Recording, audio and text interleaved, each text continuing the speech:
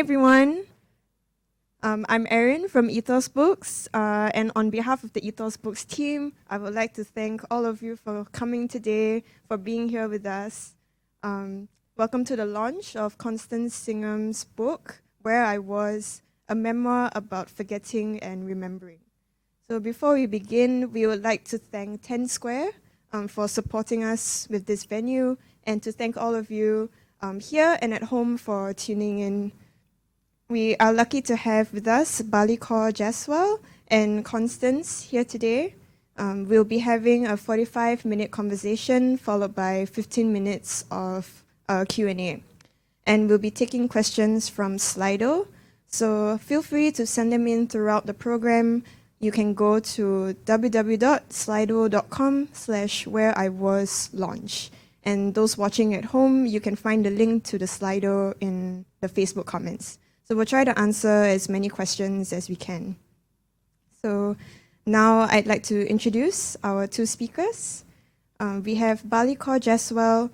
She's the author of 4 novels, including Singapore Literature Prize finalist Sugarbread and Inheritance, which won the Sydney Morning Herald's Best Young Australian Novelist Award. Her international bestseller, Erotic Stories for Punjabi Widows, was selected by Reese Witherspoon's book club, with a forthcoming feature film adaptation.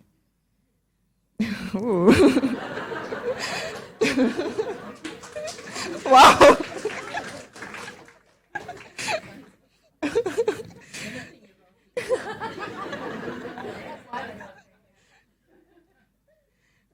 Besides fiction, Jaswal has also written essays and op-eds which have appeared in publications such as the New York Times.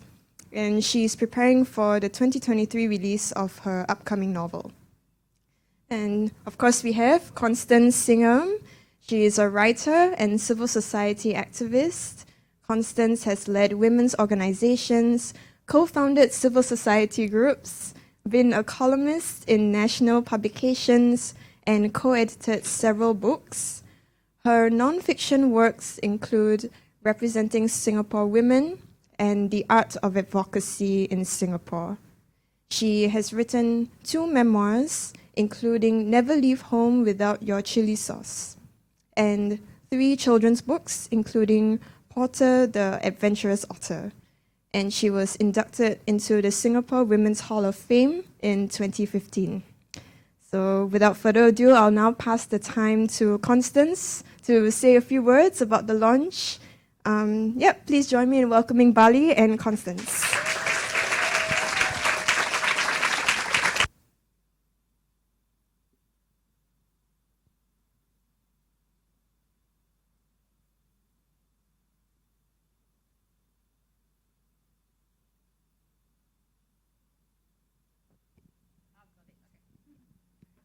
Thank you all very much.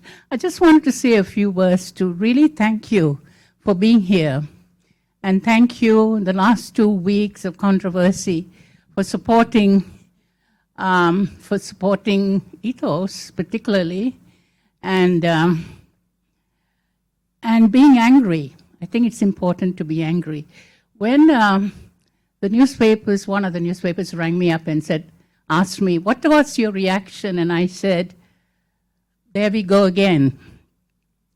And I have been thinking about what I said. I was normalizing the behavior. And we should not normalize. Every now and then, we have to get angry. And anger is very energizing. One of the problems that we are confronted with is a culture. And people who made the decision to censor the book are people who have grown up in this culture. And how do we break that and change that culture? Is by being angry. Every time something like this happens, we have to protest, we have to be angry. So really, the person I have to thank particularly for getting us upset and angry, Balli. Balli is the first one to raise that. And since I knew before that, and I thought, well, this is what life is like in Singapore, I'm glad that she did, and I'm glad that we got angry. And I would like to thank Ethos team too, but the way they have handled this matter. And it was wonderful to see that. So every generation of people have to fight the system to change it. And fight, I don't mean being aggressive. I remember there was something last week, Malik Osman said, you have to be respectfully advocates, and I'm not quite sure what that means. I hope he doesn't mean we have to be supplicants, because we are citizens and we want to contribute to the kind of society that we want, and that is the responsibility of civil society. So thank you for being here, and thank you for being in the community that is going to make a difference to the value system, and the system that can be oppressive to our creative lives. Thank you all very much.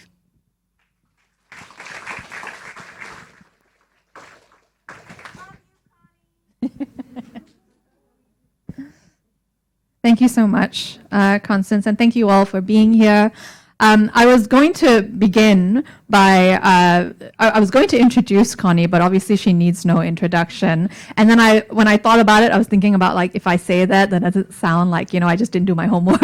Like, she doesn't need an introduction. She introduces herself. But Erin already gave us an introduction. I think Connie has just given us some wonderful context to begin this conversation about her incredible memoir, Where I Was. And I wanted to start with the framing of the memoir, because I think that's really important. The memoir begins and ends with the AWARE takeover in 2009. And I wanted to ask you, just to begin with, why frame the memoir with these events? We know obviously that they were very significant to you, but given all of the memories and all of the kind of the narrative arcs in this memoir, where does that kind of reside in your memories? When I first wrote the book 10 years ago, it was as a result of the saga. But I didn't begin with the saga. I built towards the saga because I was asking myself the question, how did I get entangled in this controversy, The most important exercise in democracy that has happened in Singapore since independence. How did I get entangled? How did I find myself in the middle of it? So that was but this time, we're trying to, Ethos is trying and I'm trying to attract a different generation of readers, younger people who don't know the history. They may not even remember. They may not, 10 years ago, I'm so glad there are so many young people here. 10 years ago, you may not be aware of what was happening in Singapore and how important that was to our political culture. So that was why we decided, and also because that is what the impulse that got me to write this memoir. And at the advice of Ethos and the editors, they said, why don't you start with that, And so that's how it began, yeah.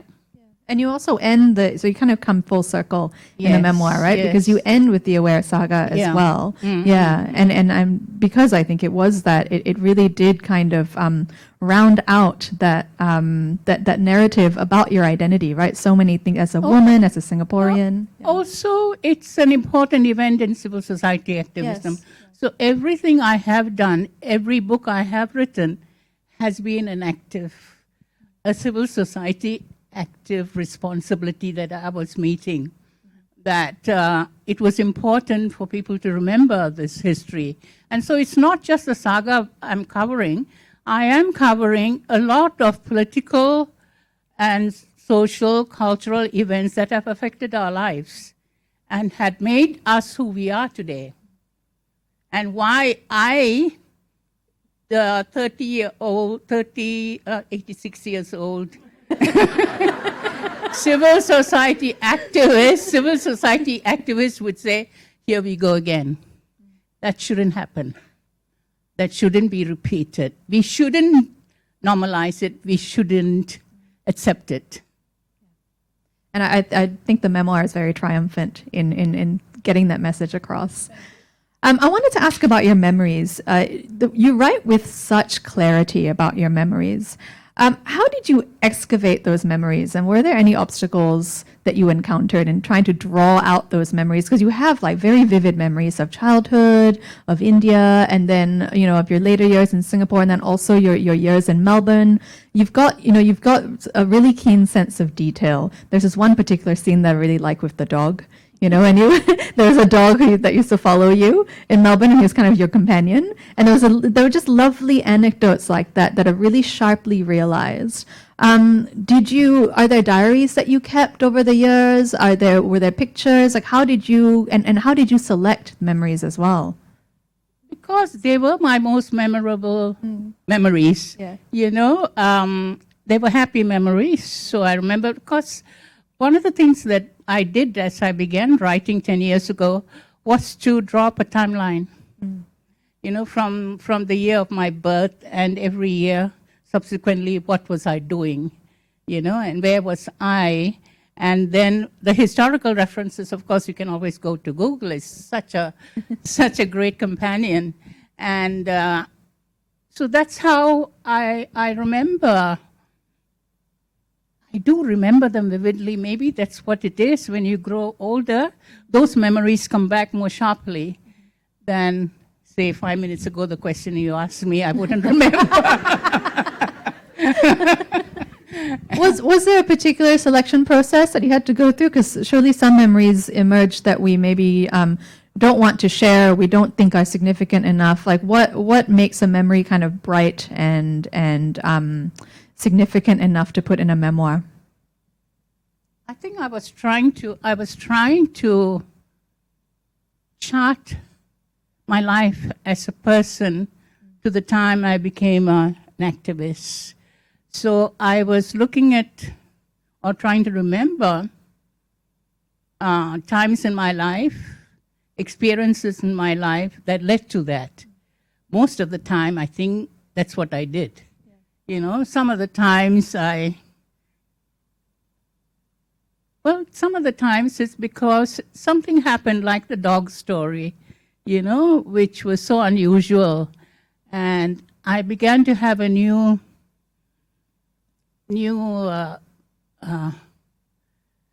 understanding of animals, you know, that they are sentient beings. And I'm amazed. It amazed me. That's why I remember it so vividly. Yeah. It really was a beautiful moment, and there are lots of beautiful moments, I think, in the novel. I mean, in the memoir. I wanted to ask as well about the way you incorporate writing from other writers and from essayists, from political essays. You've got a wonderful quote from Virginia Woolf quite early on. So you brought in all of these different disciplines, and I wanted to ask about the motivation to do that. Where did that come from? Was that something that came, you know, as you were writing? Did you go, oh, this reminds me of that? Or was there a more kind of conscious kind of study of these things and then weaving your memoir in with them? One of the things I did was, of course, buy a lot of books. Yeah. You know? And memory is triggered by a word here, anecdote there, that you read in somebody's writing. Oh, he said, yes, I remember this happened to me. So you make the connection. But of course, in essay writing, you know, you have to substantiate or reinforce an authority figure, you know. So what I'm saying may not be accepted, but I quote an authority figure. We all do when we're writing essays, you know. And so that's one.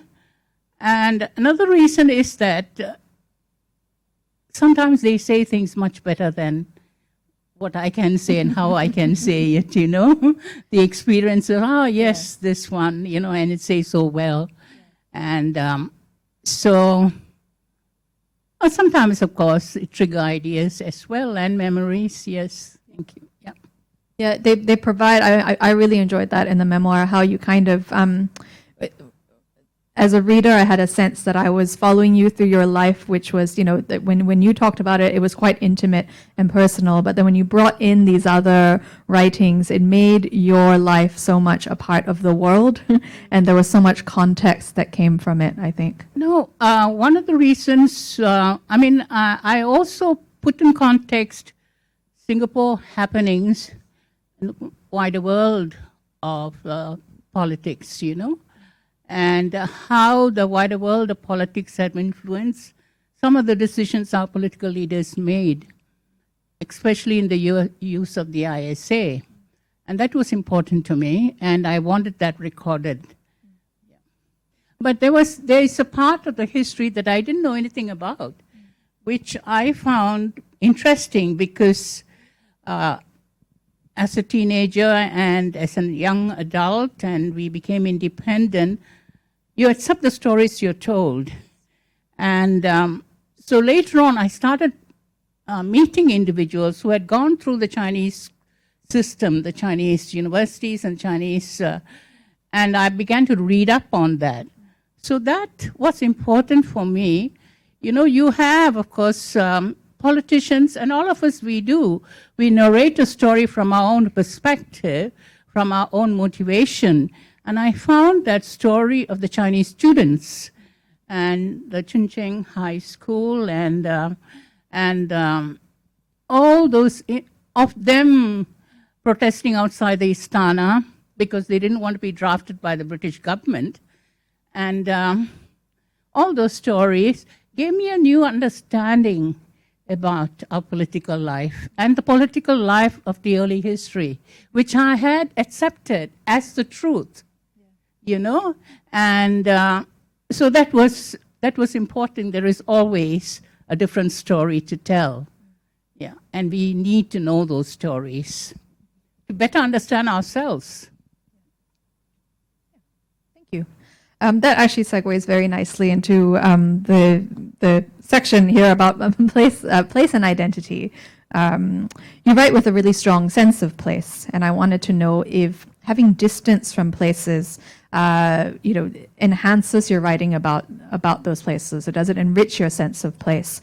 For example, was it different to write your memories about your childhood in India or your years in Melbourne, compared to writing about present-day Singapore? Was there a difference there in terms of where you were when you wrote about those places? Like, did that distance kind of help you to understand the places differently?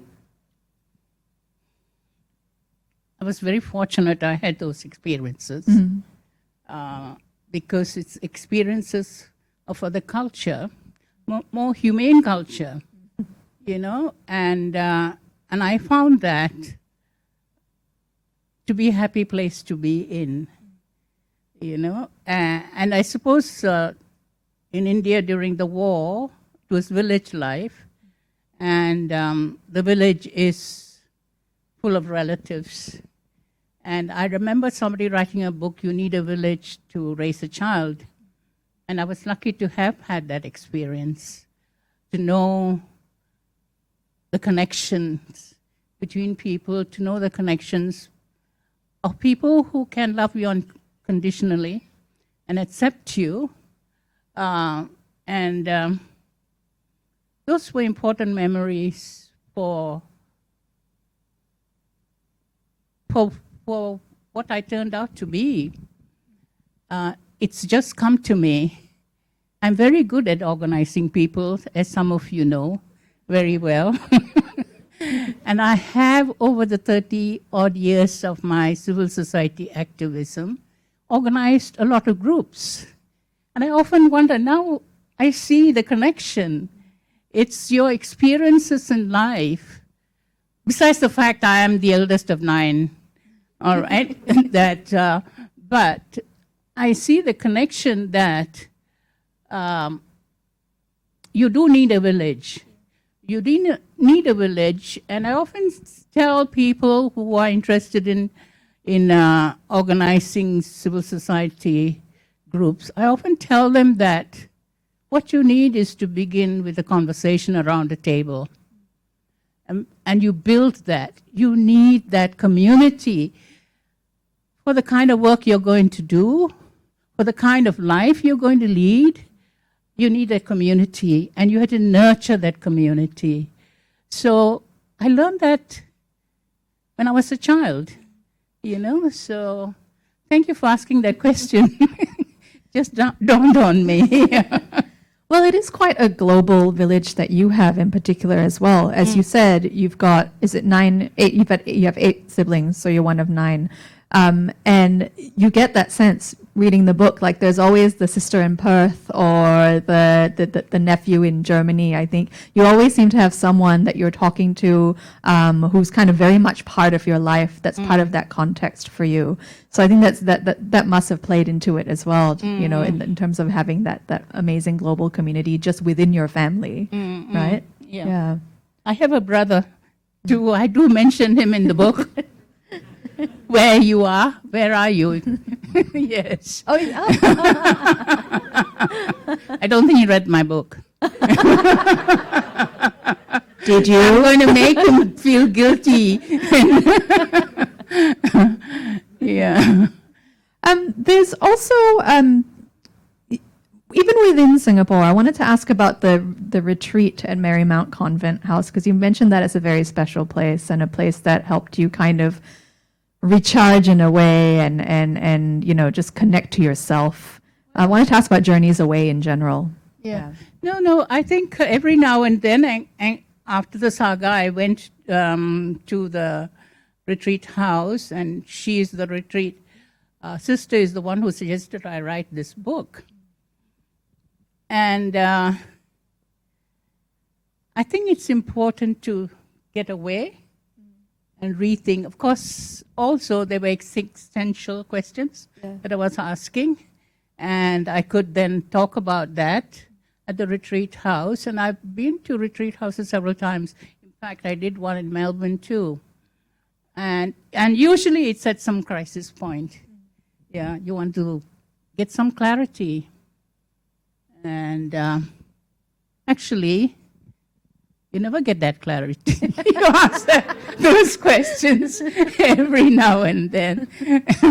But at that moment, yes, then you say, okay, each day is important. You live each day as fully as you can. And yeah. Yeah, that was actually going to be my next question.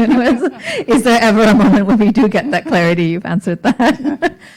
There's also in the memoir a sense of conflicting loyalties that I think a lot of us are familiar with, particularly those of us who straddle different countries, different cultures, where when you're within Singapore, you advocate for the marginalised and you can say there's censorship and there's all of these things. But then when you were in Australia, and I think your sister said something about Singapore being too oppressive, and you got into a big argument with her at the dinner table, or someone who said something about Singapore being a police state, and you got quite indignant about it. I was wondering if you could speak to that tug of loyalties. Well, nobody criticizes my country. I can criticize my country. I think I get it. Yeah, so that's what it.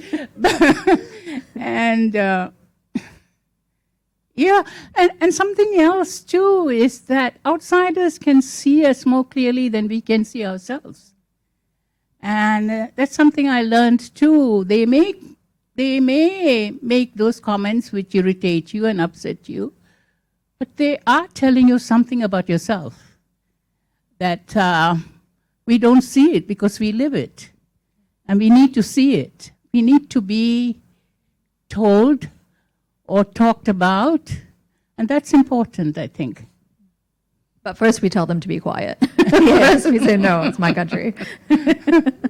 I think that's fair, and I think that's a very natural reaction. I was really glad you put that into the memoir because it made me feel a lot less alone. We're going to go into the personal and the political now. I think you've alluded to it, and the memoir itself, I think, reminds us that the personal is political.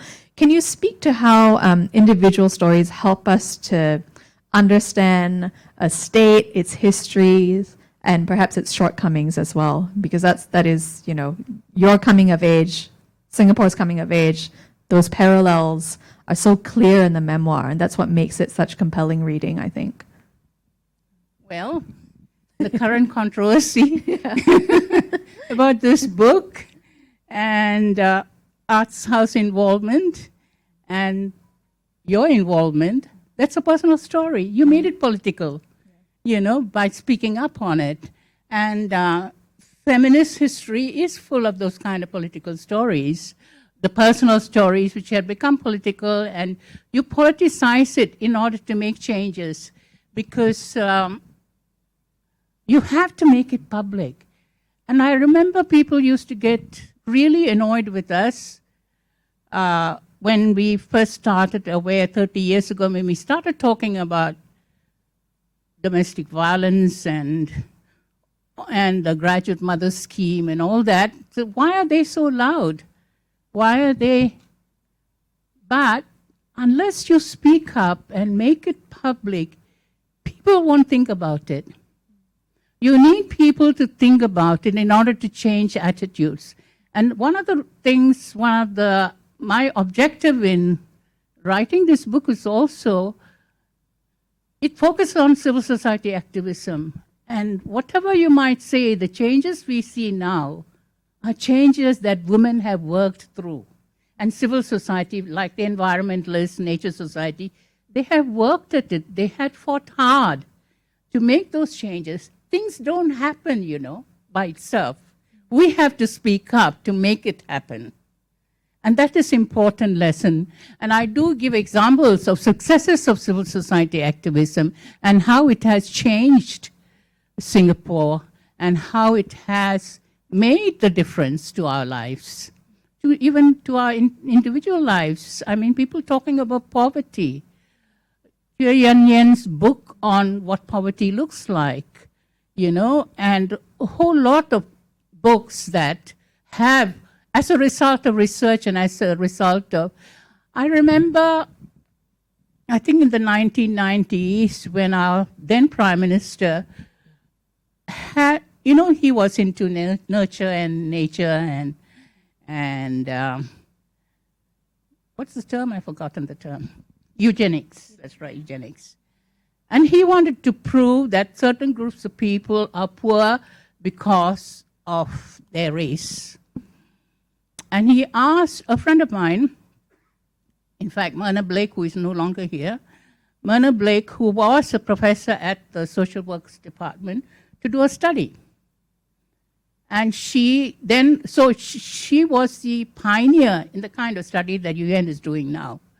She interviewed individual mothers and came up with the story that it is not their genetics, it's not their race, it's the circumstances of their lives that they cannot, no matter what you do, cannot get out of it. And history repeats, generation after generation.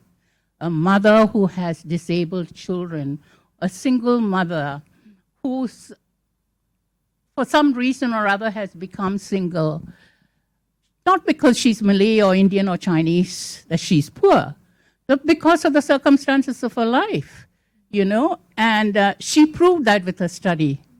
So, yes, so personal is political to make that, but of course, it's taken us more 25, 30 years before we even started talking about poverty in our community. I think there is also a prevailing idea that if you are somewhat, if you question somewhat, or if you're somewhat critical of something, then you're kind of, you're doing it. Indian.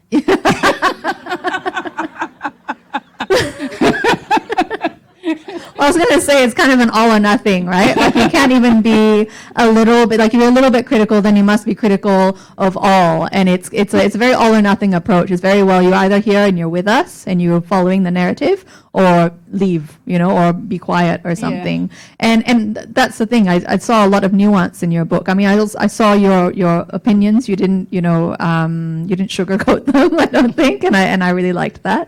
But then there were also times when you were very appreciative of Singapore. I think you talk about that near the end, I think, of the memoir, that you actually kind of appreciate the skyscrapers and see, you have an appreciation for capital in a way that you haven't before, which was surprising. But also, I really enjoyed that there was this change as well in your perspective. I haven't changed. I'm a socialist.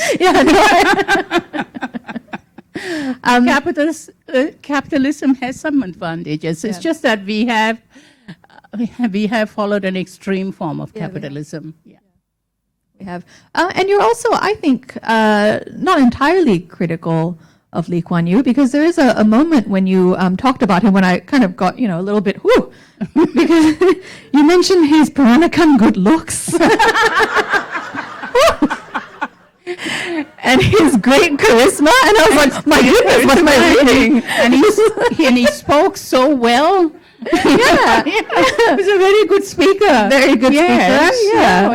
Yeah. So no, I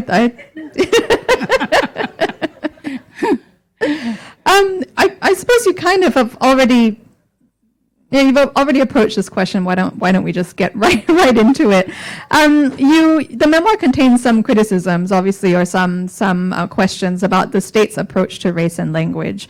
You, in particular, you lament the top-down approach towards imposing national identity. The whole CMIO structure and all of that, just siloing us. I think. Why were these important points to make in your memoir? And did writing about Singapore's identity give you more insight into your own individual identity, or vice versa? It's a long question. I can break it up if you need. Sorry. I was just going to ask you to repeat the question. It's okay. It was you. No. That's all right. One of the things, racism won't go away. Classism won't go away. It will always be there. But in our society, in our political culture, everything is in your face. Yeah. And that's the difficulty about coping with. Because when you institutionalize racism, and by that mean your IC, for instance, and it's divisive. People will only can think in terms of race, and so it was important to talk about it, and it's important to talk about, and it took the Indians many, many years to talk about it. And I can tell you that the way we interact with each other, even the racist attitudes, the excluding of people of other races in your office group, for instance, we take it as normal. And the Indians and the Malays don't talk about it. And because they don't talk about it, you don't know that there is racism. And we learned that you have to talk about it. And I have friends who would deny that, and I would say, okay, go and ask your friends, Indian friends, because they come back and say yes, because the Indian friends would not have talked about how they have been treated in the classroom. So it was important to talk about it.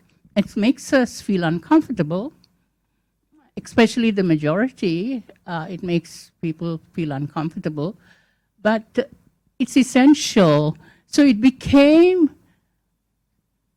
a public debate, which is important in order for us to think about the way we treat other people and the way we interact with other people.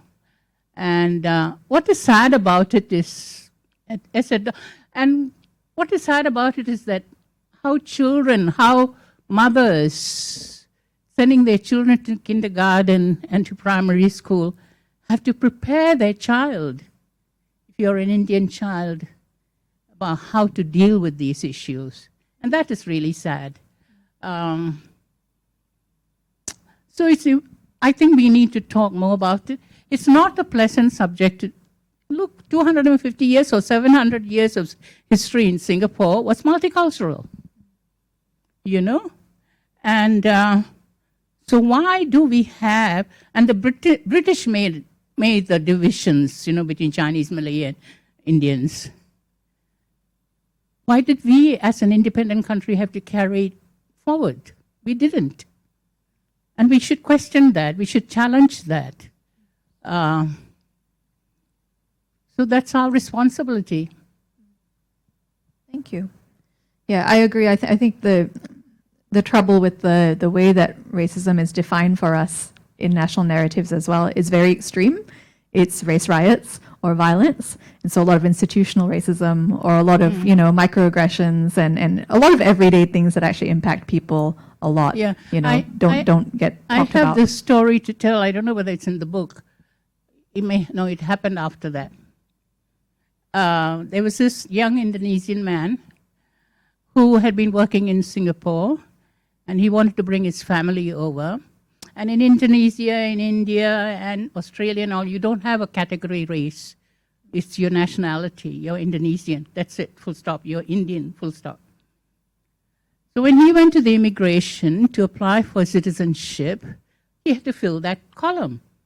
So immigration officer, he looked at the immigration officer and said, I don't know what my race is. I'm Indonesian. So he said, and this is a true story, the immigration officer said, why didn't you put yourself down as Chinese and you'll get your citizenship very quickly.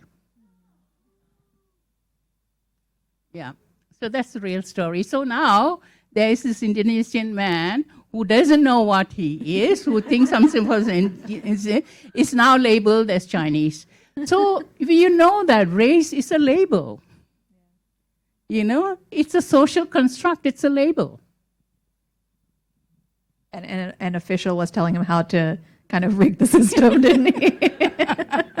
just take that one. Yeah. That one you'll get benefits. Wow.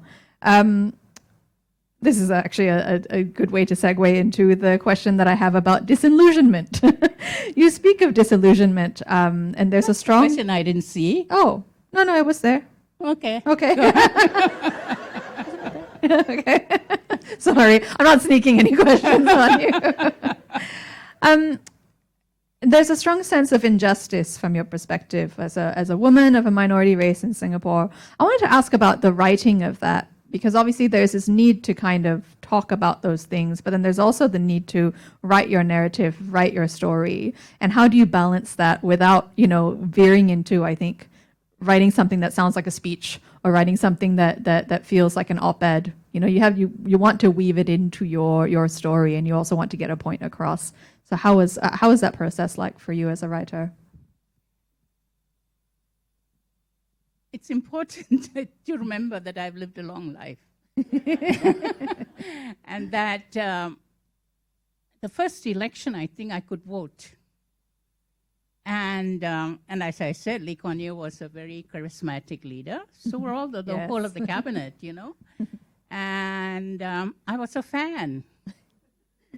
And what he promised was a democratic socialist state. And they began with that.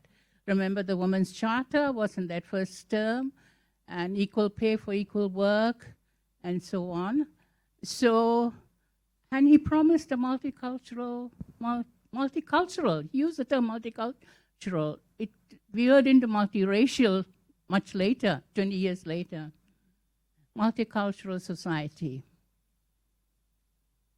And then what happened? He silenced his civil society, which, by the way, I didn't recognize it then. I thought they were all communists who are being, being interned.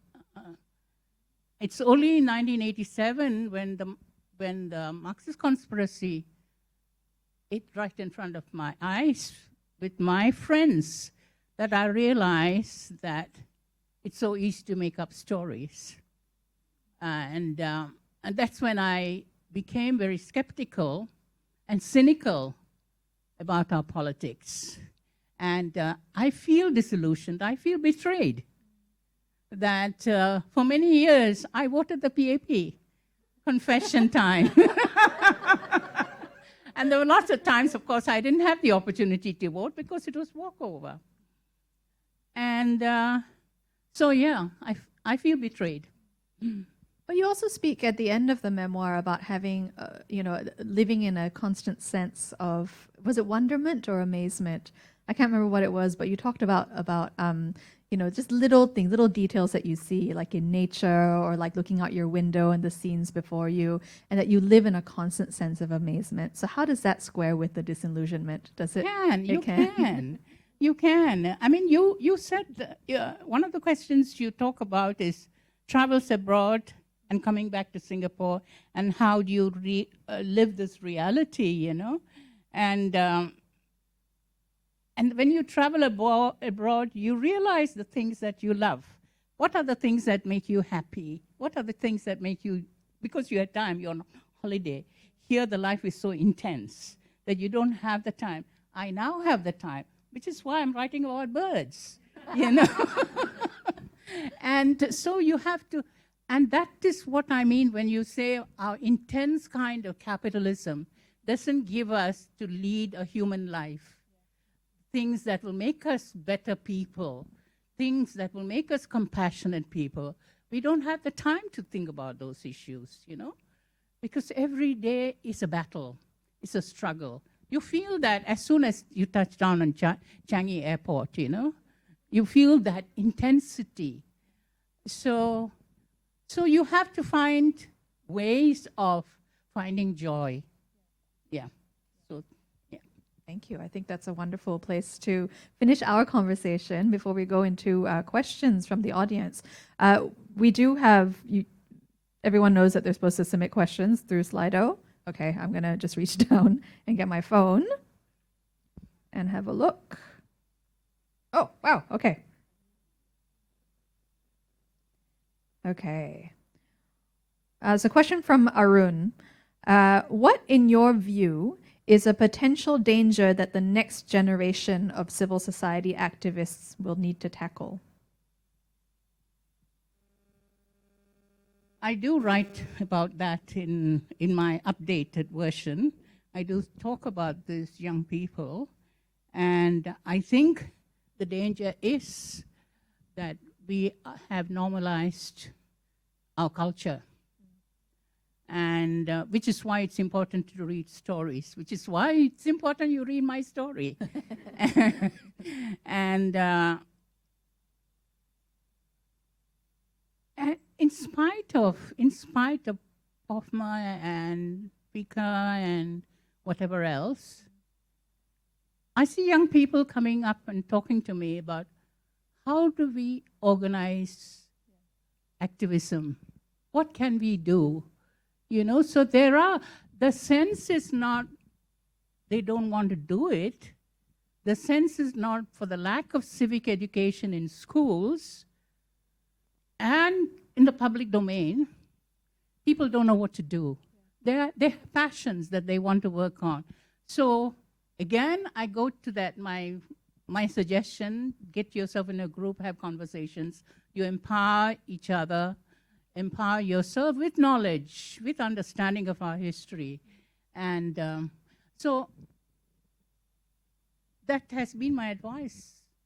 Get together and have conversations, of like-minded people, get together. Or if you have passion about something, join an organization which is already in existence, which I find young people are a bit reluctant to do.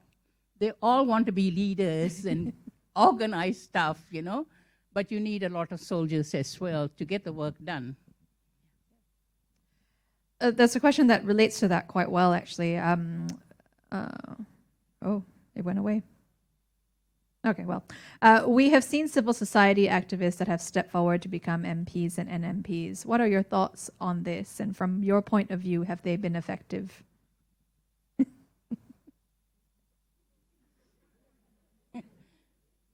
which brings me to mind that image of the speaker telling Lee Man Wei to shut up. So he was raising questions, and it's hard work being an MP. It's hard work. Sometimes soul destroying. But I think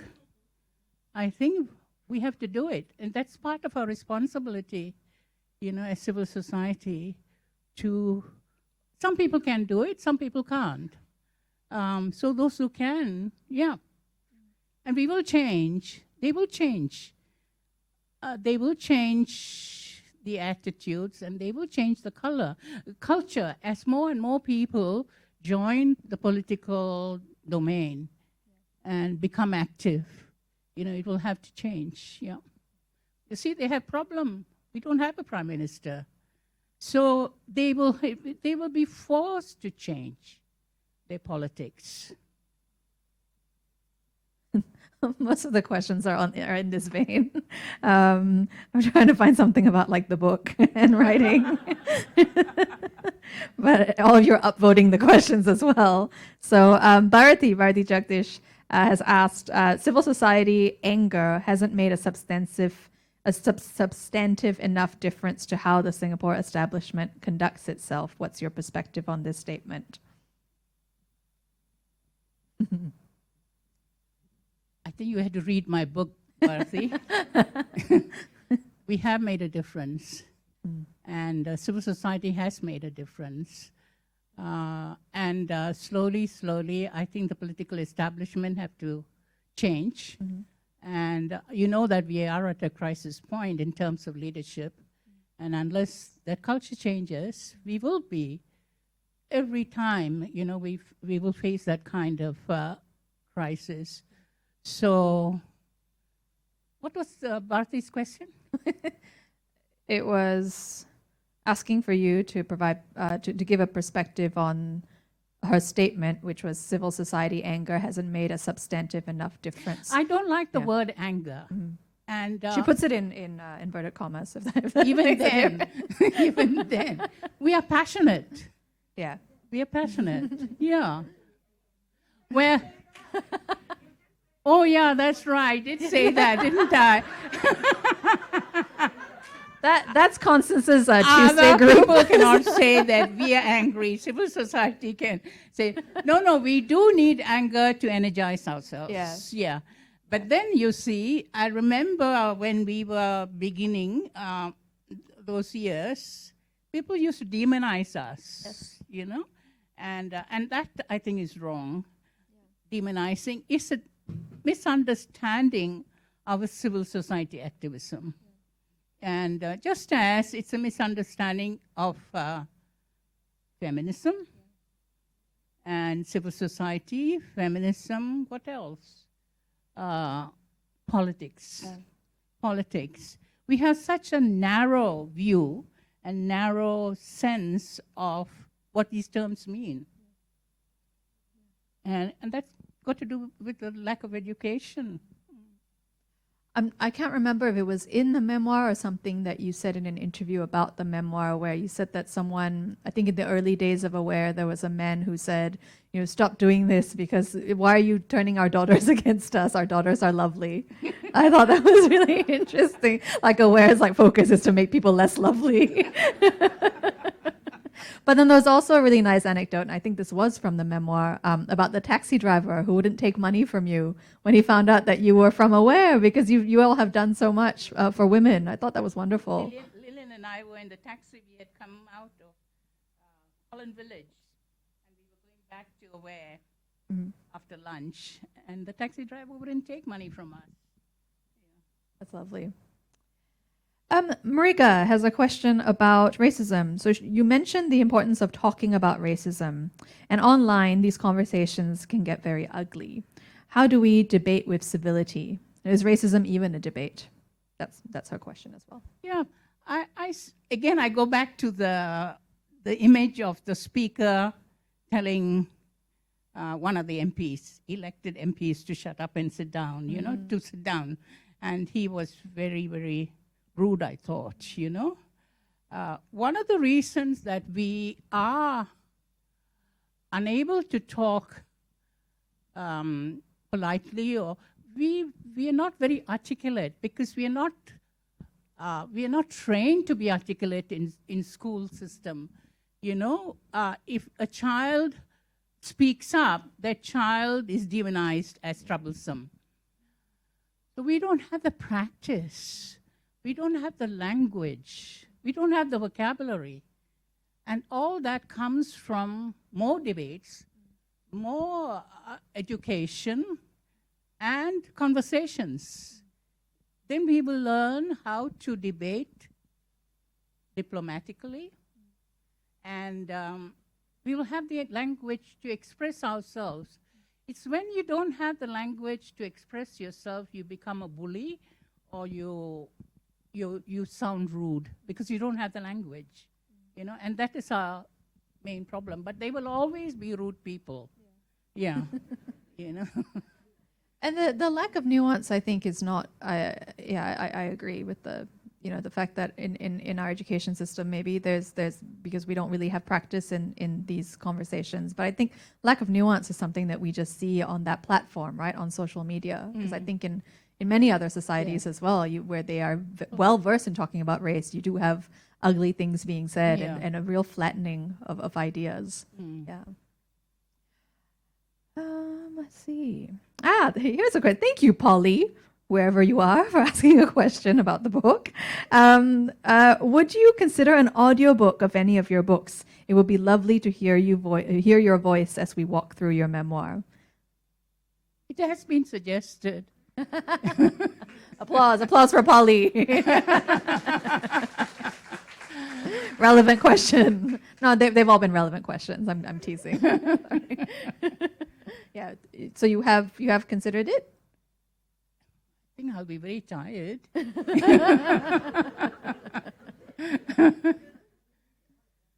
Oh. You don't have to read it all in one day, is the advice that you're getting from your friends. I have to confess, you know, it's not my ego though. Maybe it is my ego. The edited version, this current version, updated, edited, has been done very well.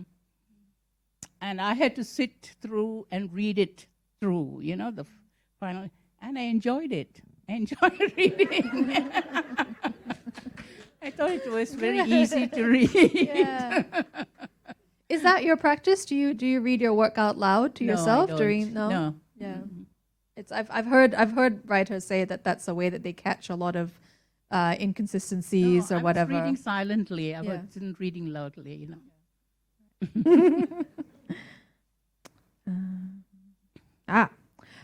Recently, many independent arts education spaces and media outlets have been closing or have shut down. How does this impact the future of Singapore civil society?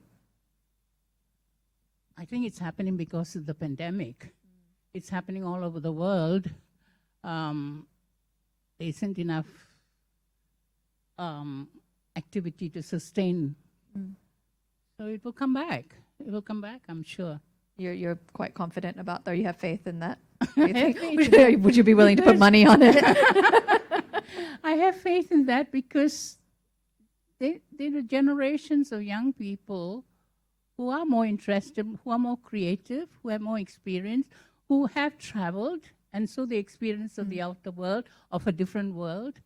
I'm sure from what I've seen, there's a lot of activity. I mean, the fact that we have, which is a great thing, that's another thing that we have to rejoice.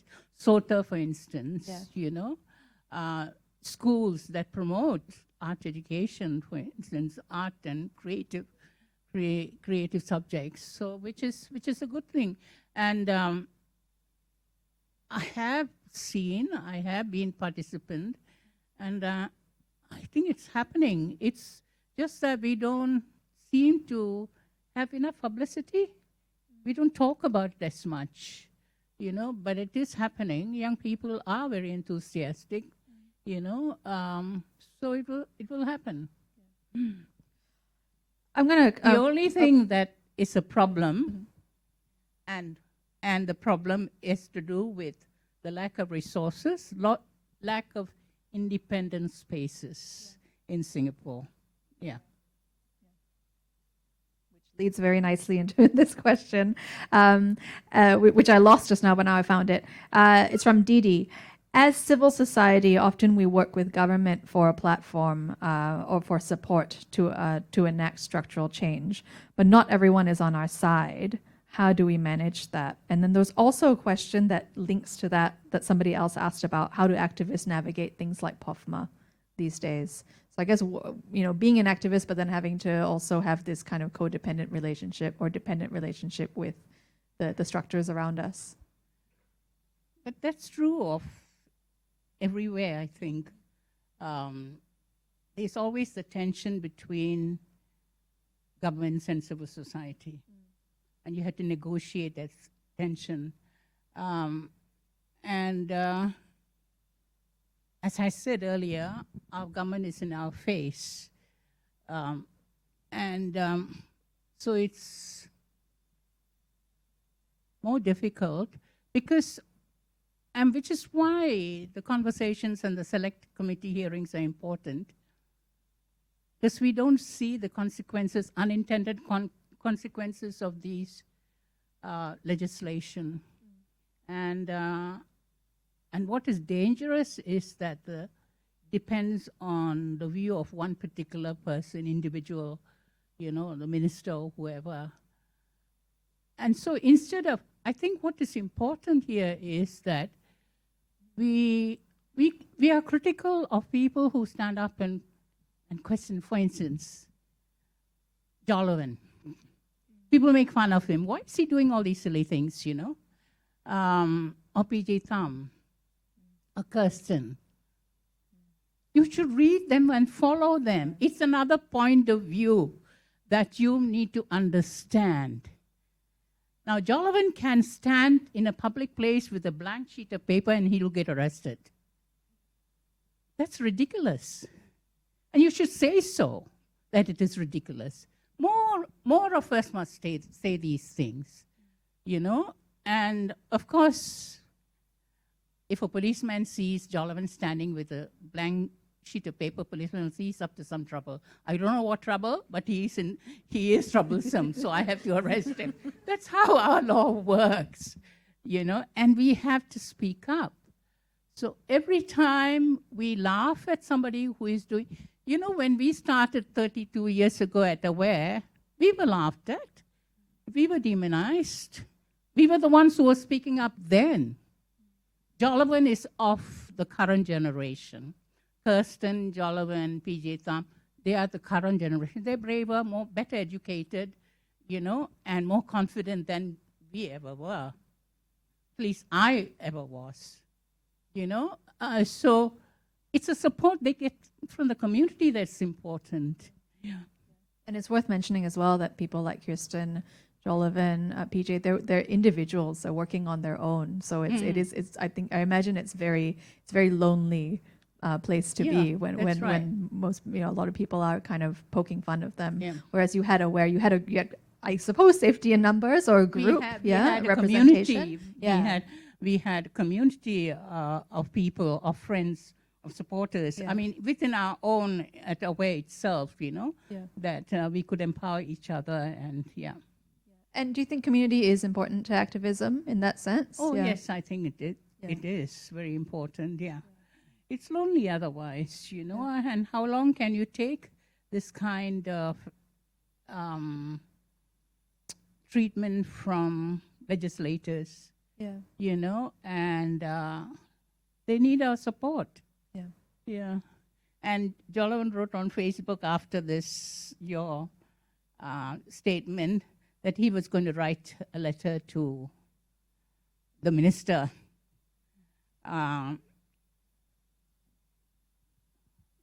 He was challenging the censorship, he was going to do that. And I remember we were talking about racism. There were incidents of racism. One of the things that was suggested, you see, civil society doesn't mean you have to go and stand and wave flags, okay? It can mean you writing a letter to your MP, telling the MP you don't like this happening. we are not supporting this. That itself is active citizenship responsibility. You don't have to do major things. You don't have to go out and make speeches.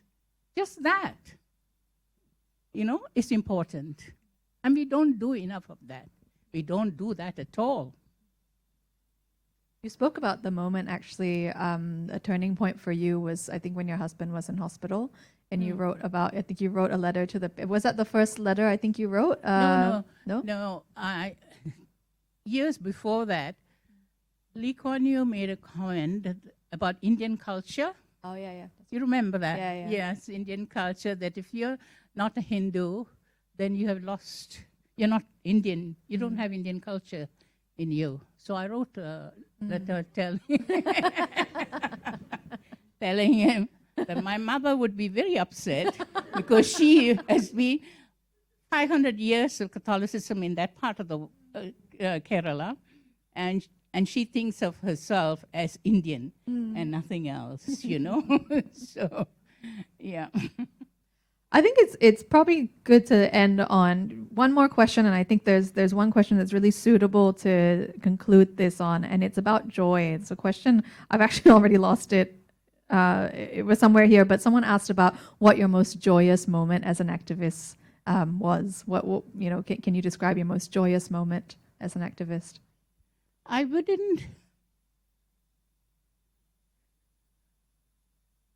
remember in our early stages of the campaign against domestic violence and rape,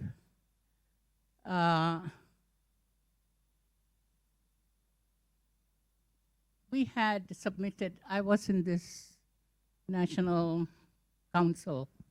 I was the only one woman there, and I used to bug them about statistics. And they said, oh, why don't you write a report? So I did write a report. Nothing came out of it. 3 months. I sent it to the minister. I sent it to the police chief. I sent it to the CJ. Nothing came out of it. Nobody responded. And then the SBC, those days it was the Singapore Broadcasting Corporation, their main news is at 7 o'clock in the evening. And they had rung me up. I think it could have been something to do with something happening elsewhere. And they wanted my comment about domestic violence, probably. And I said, we submitted a report to the council 3 months ago, but we haven't heard anything from it. That came on the 7 o'clock news that day. And the next day, it appeared in the Straits Times, the inside page of the Straits Times, page 1. Within the hour, the Commissioner of Police rang me up and said, Constance, can I have a copy of that report? I have misplaced it.